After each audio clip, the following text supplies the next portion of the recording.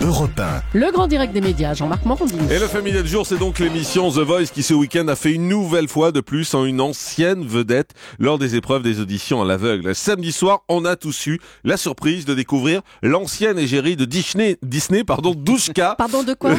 Disney, Douchka, participer à l'émission comme une simple candidate. Alors, bonne idée ou suicide médiatique? Pour en parler avec nous, Bastien Millot. Bonjour Bastien. Bonjour Jean-Marc. Notre expert en médias et communication. Vous faites bien ce matin.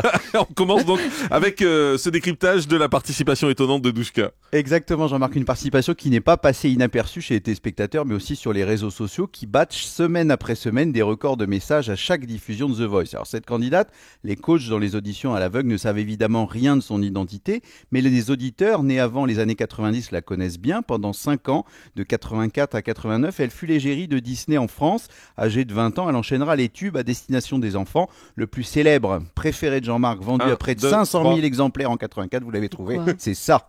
1, 2, 3, Mickey, Donald et moi, on t'invite à la Dolce Vita. 1, 2, 3, notre café pour vous, avec toi, ce sera notre première. En forme, Jean-Marc. Ça vous met en forme dès le matin, mon cher Jean-Marc. Je viens de me souvenir qu'on était filmé. Exactement, Dommage. élémentaire, mon Too cher late. Balou.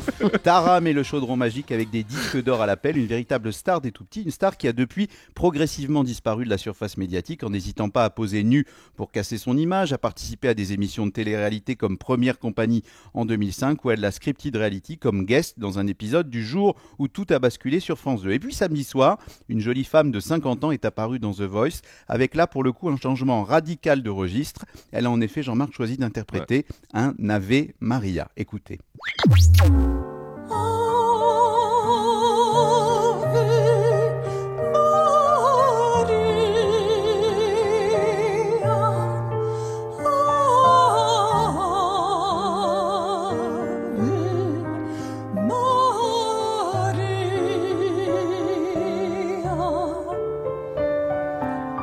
Vous appelez comment? Douchka Esposito. Bonjour. Bonjour Jennifer. Tu la connais? Oui, C'est Douchka, c'est qui? c'est Douchka. Tout le monde. C'est une artiste française. Le moment où elle a été connue, c'était dans un registre plus enfant. Oui. Elle faisait des chansons plus proches des enfants que du lyrique. C'est vrai que ça fait un drôle de décalage de la voir oui.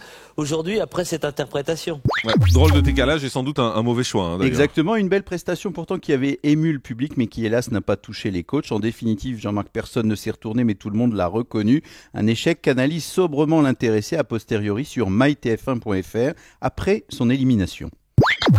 Ce choix, en fait, j'avais hésité entre la chanson du clown que je chante en scène, qui est la chanson écrite par mon papa. En fait, ils étaient sous le charme, voilà, de ma participation avec quelque chose justement qui était aux antipodes de ce qu'on me connaissait.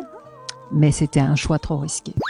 Effectivement, je suis assez d'accord. Un choix trop risqué. Alors, ce n'est pas la première fois que The Voice fait appel à des visages connus pour ses auditions à l'aveugle. Oui, c'est une manière très habile pour Shine, la société de production, de faire parler de l'émission. Inviter un visage connu, c'est jouer sur la nostalgie du public, c'est tenter de redonner une chance à une personnalité tombée dans l'oubli. Et les auditions à l'aveugle permettent évidemment un jugement totalement objectif. Et puis, c'est aussi une manière de piéger un peu les coachs. Et c'est ce qui fait le sel de l'émission. Quand vous mettez un artiste connu en compétition et que vous voyez si les coachs vont se retourner ou pas, eh bien évidemment, ça accentue la dramaturgie et c'est tout bon pour l'audience. Alors Douchka, c'est pas la première personnalité à avoir participé à ces auditions à l'aveugle. L'an dernier, la chanteuse Esther Galil avait été de l'aventure et là encore, personne ne s'était retourné, même pas Garou qui avait pourtant repris son tube Le jour se lève quelques mois auparavant.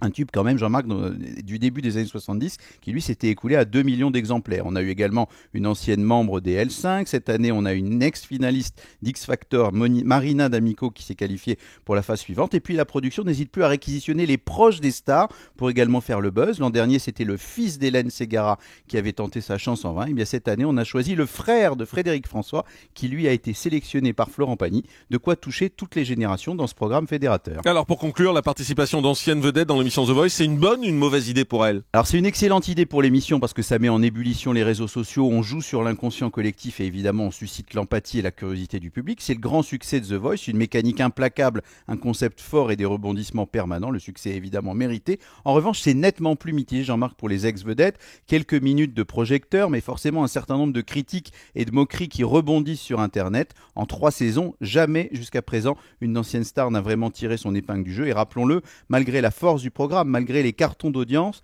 même les vainqueurs de The Voice, Stéphane Rizon ou Johan Frégé, peinent à vendre de nombreux disques, de quoi faire méditer celles et ceux qui rêveraient de retour gagnant. Merci beaucoup Bastien Millot. Le grand direct des médias, Jean-Marc Morandini.